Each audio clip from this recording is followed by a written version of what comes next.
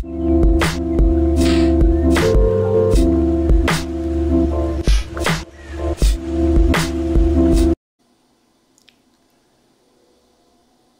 안녕하세요. 평생투자 파트너입니다.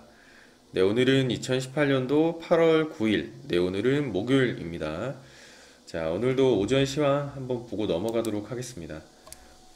네, 자, 글 한번 같이 보도록 할게요. 최근 미국 증시는요, 이 조정을 대부분 회복하는 모습입니다. 나스닥은 정고점을 돌파하면서 꾸준하게 상승세를 유지하고 있고, S&P 500 지수는 정고점 부근에 다가가고 있는 중이다 라고 보여지고요. 그럼 왜 미국 증시는 잘 나갈까? 지금 중국과 무역 분쟁이 끝난 것도 아닌데 왜 잘 나갈까 한번 생각해 보면 이유는 실적이죠. 이유는 실적이다라는 것이고, 좀 더 구체적으로 말하면 실적 그 자체보다 실적이 좋을 것이라는 어떤 기대감 때문이다라고 해석을 해볼 수 있겠고요. 이 미국 시장은 중국과의 무역 분쟁 이슈와 관련해서 조정을 받아오는 과정에서부터 탈출구를 이미 실적으로 삼았습니다. 즉, 실적 시즌이 오기 전부터 2분기 실적에 대한 기대감이 굉장히 컸고, 실적만 좋게 나오면은 언제든지 상승할 준비가 되어 있었던 것이었다라는 거고요. 그리고 이제 그 기대감 이상의 실적들이 지금 현재 실제로 다 발표되고 있다라는 거고, 주가가 움직이지 않을 이유가 없어 보이죠. 실적이 좋기 때문에, 그 기대치보다 더 잘 나오고 있기 때문에 주가가 움직이지 않을 이유가 없어 보인다라는 것이고, 그럼 이제 실적 시즌이 끝나면 그 다음에 기대감은 좀 뭘까, 좀 이제 생각을 한번 해보는 어떤 그런 시간이 있었으면 좋겠고요. 자, 요 S&P 500 주간 차트가 이 정고점에 좀 다가오는 그런 모습 보여지고요. 자, 아래로 내려가서 좀 더 이어서 보겠습니다. 어제는 또 이제 국내에서는 삼성에서 투자 발표를 했죠. 그래서 삼성 관련주들은 일제히 상승을 했는데요. 근데 이게 사실 그렇게 특별한 것이 아닙니다. 삼성은 최근 3년간 이미 150조를 투자를 했었고요. 앞으로의 180조의 투자는 그리 놀랄 일은 아니었다라는 겁니다. 근데 이제 어제 그래서 이제 삼성 관련주들이 좀 일제히 상승을 했죠. 그러니까 이 역시도 기대감이 아닐까라고 생각을 합니다. 우리 시장은 최근 조정이 깊어지면서 무언가를 계속 찾고 있는 중입니다. 아마 투자자분들도 이렇게 심리적으로 그런 걸 많이 느끼실 거예요. 무언가를 찾는다라는 느낌. 근데 무언가가 잘 보이지는 않죠. 그러니까 어제 이런 작은 이슈에 주가가 반응하는 것을 보면 시장이 확실히 약하긴 약하구나 라는 것을 좀 느낄 수 있었던 날이 아니었나 라고 생각을 해봅니다. 지금 우리에게는 특별한 이런 어떤 아주 작은 이슈보다는 특별한 무언가가 좀 필요하다라고 보여집니다. 자, 오늘은 오전 시황 여기서 간단하게 마치도록 하고요. 오늘도 적립식 투자 성공 전략 그 책을 한번 같이 좀 읽어보도록 하겠습니다. 자, 이제 네 번째 주제를 한번 보면은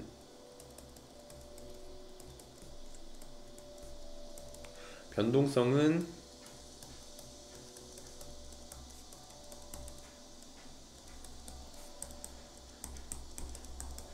변동성은 적립식 투자의 친구다 라는 이 주제로 책의 내용을 한번 좀 보도록 하겠습니다.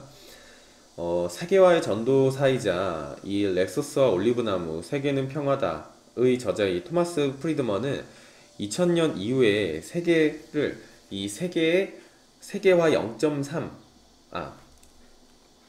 정정하겠습니다. 세계화 3.0이라고 정의한 바 있습니다. 이 세계화 시대에 가장 주목받는 국가들이 바로 통칭 브릭스라고 불리는 중국, 인도, 브라질, 러시아다라는 것이고, 국내에서도 이들 국가에 투자하는 이 브릭스 펀드, 중국 펀드, 인도 펀드, 친디아 펀드, 러시아 펀드 등이 2000년대에 들어서 투자자들에게 굉장히 큰 인기를 얻었다라고 하는데요. 2006년경에는 중국과 인도 증시가 폭발적으로 상승을 하면서 펀드 투자자들 치고 거의 이들 국가에 투자하지 않은 사람을 발견하기도 어려울 정도였다라고 합니다. 하지만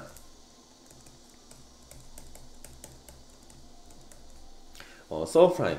이 서브프라임 사태로 글로벌 금융위기가 전 세계로 확산이 되면서 이들 국가의 증시도 당연히 추락을 했고 투자자들은 굉장히 큰 고통에 빠졌습니다. 굉장히 큰 고통에 빠졌고 폭발적인 주가 상승률과 그 뒤를 이은 아주 끝없는 추락은 이 이머징 마켓 이 투자자들에게 몇 가지 교훈을 던져주었다라는 건데요.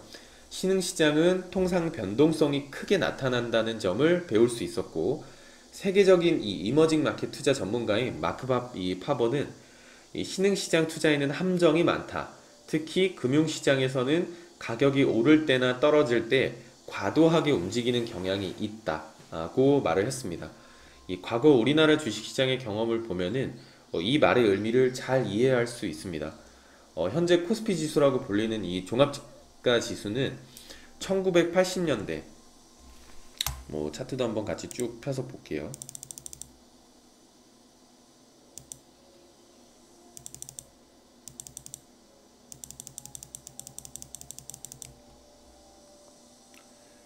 그렇죠? 요쪽부터 보면은 이 1980년대 이 100으로 시작을 했습니다. 이후에 우리나라 이 주식시장은 22년간 이 1000포인트, 이 1000포인트라는, 아이고, 네, 이 1000포인트라는 이 벽을, 이 마의 벽에 갇혀 있었다라는 겁니다. 이 1000포인트를 돌파하다가도 한순간 다시 반토막으로, 이렇게 반토막으로 주가가 하락을 하고, 다시 몇 년간 조정을 거쳐서 다시 뭐 1000포인트를 넘어서다 주저앉고는 했죠. 이 1000포인트라는 마의 벽을 완전히 탈출한 것은 2000년대 들어서입니다. 2000년대 들어서이고, 이쪽쯤 보시면은 2000년대 들어서이고, 요렇게 이제 현재 투자자들은 이 1000포인트를 과거처럼 정점이라고 생각을 하지 않습니다. 그러니까 이 2000년대 이후에 이렇게 안정적이게 넘어선 이후에는 이때는 엄청난 마의 구간, 정점이라고 생각을 했지만 그 뒤에는 정점이라고 생각을 하지 않죠. 오히려 바닥이라고 생각을 하게 됩니다. 이 1980년 이후 우리나라 주식시장의 역사에서 2000년대 들어 안정적으로 1000포인트대에 도달한 것은 굉장히 기념비적인 일이라 해도 과언이 아니다라고 하는데요. 우리나라 이 경제를 신흥시장으로 보는 이들도 있지만 엄밀히 말하자면 대한민국은 거의 선진국 반열에 오른 국가다라고 볼 수가 있겠죠. 하지만 1980년대 이후에 이 아시아의 용, 네 마리라고 불렸던 신흥시장, 대한민국의 주가는 변동성이 매우 컸습니다. 무섭게 달아올라 1000포인트에 도달했다가 언제 그랬냐는 듯 주식시장은 다시 차가운 바람이 불어닥쳤다라는 것이고, 여기서만 봐도 굉장히 비교가 되죠. 이쪽쯤에서는 그래도 변동성이 그렇게 심하게 요동치진 않는데 이럴 때는 뭐 변동성이 엄청납니다. 엄청나죠. 네. 그래서 이 우리가 과거에 경험한 것처럼 현재 신흥시장들도 이런 높은 변동성을 가지고 있다라는 거고요. 변동성은 투자자들이 참 견디기 힘든 시장의 속성 중 하나이죠. 주가가 오를 때는 투자자들은 이 환호에 빠뜨렸다. 어느새 갑자기 투자자들의 가슴에 좀 회난이 좀 찬바람을 불어넣는다 라고 이제 말을 하고, 웬만한 강심장과 전문적인 식견을 가진 투자자들이 아니고서는 이런 변동성에 휘둘리지 않기란 진짜 결코 쉬운 일이 아닙니다. 결코 쉬운 일이 아니고, 변동성에 덜 영향을 받는 방법, 더 나아가 친구가 되는 방법 중 하나가 적립식으로 투자하는 것이다 라는 겁니다. 그러니까 변동성은 적립식과 친구이다 라는 것이죠. 이 다음 어떤 이 두 주식의 움직임을 한번 좀 보면은, A 주식은 이제 한번 좀 볼게요. A 주식은 여기가 이제 10,000원. 그래서 만약에 주가가 조금 더 올라서 살짝 오른 겁니다. 뭐 11,000원. 그 다음에 다시 주가가 살짝 떨어져서 뭐 9,000원. 뭐 요 정도 라고 이제 방식으로 주가가 움직인다라고 보면, 흔히 이런 주식들은 무겁다, 굉장히 거북이 흐름을 보인다라는 표현을 씁니다. 반면 이 B 주식을 보면은 좋게 말하면 경쾌하고 나쁘게 말하면 매우 변덕스럽다라는 건데, 자 여기서부터 시작을 했을 때, 자 10,000원, 그리고 이제 쭉 떨어져서 5,000원, 근데 더 떨어져서 뭐 한 3,000원까지 가고 다시 올라왔을 때 10,000원, 여기서 다시 한번 또 올라와서 2만 원, 이런 식으로 이제 가격이 움직인다라고 봤을 때 A 주식과 B 주식 중 적립식 투자의 효과를 더 많이 볼 수 있는 쪽은 어느 쪽일까? 그냥 상식적으로 봐도 B 주식이 더 이 좋은 적립식 효과를 얻을 수 있다는 것을 알 수 있습니다. 이 변동폭이 큰 탓에 주가가 이 폭락해서 이 장기적으로 주식을 더 싸게 매입할 수 있는 기회를 제공하기 때문인 건데요. 이런 의미에서 변동성은 적립식 투자자들에게 굉장히 좋은 친구라고 할 수 있습니다. 특히 이 이머징 마켓에 적립식으로 투자하는 것의 주요 장점은 급변하는 증권 시장의 움직임에 휘둘릴 가능성을 줄일 수 있다라는 겁니다.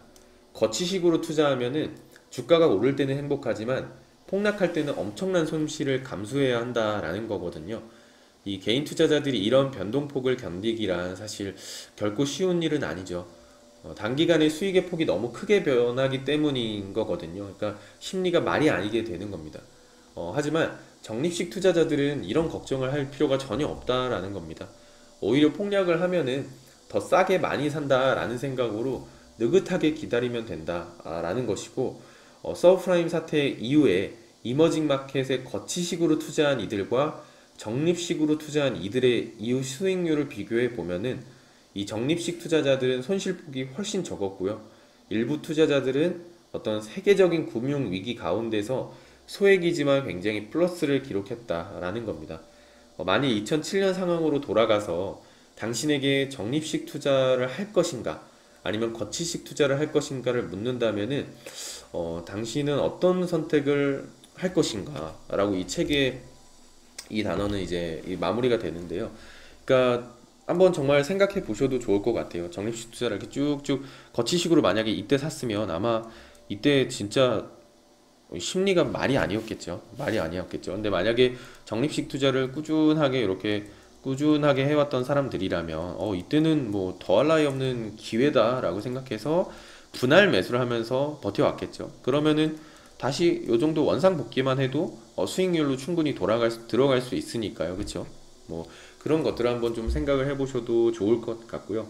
어, 근데 이제 그냥 개별 주식이었다면 그쵸? 잠깐 주식은 쉬고 적립식으로 ETF로 전환해서 주식을 한다든지 그런 식으로 이제 전략을 좀 바꿨어야 됐겠죠. 그리고 뭐 ETF를 했다면 단기간에 뭐 하는 게 아니고 뭐 2년, 3년 뭐 이런 이 정도 이제 끌고 가야지 이 수익이 안정적으로 이제 크게 나는 거기 때문에 그렇게 한번 좀 이해해 주시면 좋을 것 같고, 오늘의 이제 주제는 이야기는 변동성은 적립식 투자의 친구다 라고 봐주시면 좋을 것 같습니다. 자, 오늘은 여기까지 하고 마치도록 하고요. 오늘 하루도 화이팅 하겠습니다. 감사합니다. 평생투자 파트너 유튜브 시청을 진심으로 감사드립니다. 주식 관련한 상담을 원하시는 구독자 분들께서는 현재 화면 상단에 표시되는 무료 종목 상담 신청하기를 터치하셔서 성함과 연락처를 남겨주시면 상담 도와드리도록 하겠습니다. 감사합니다.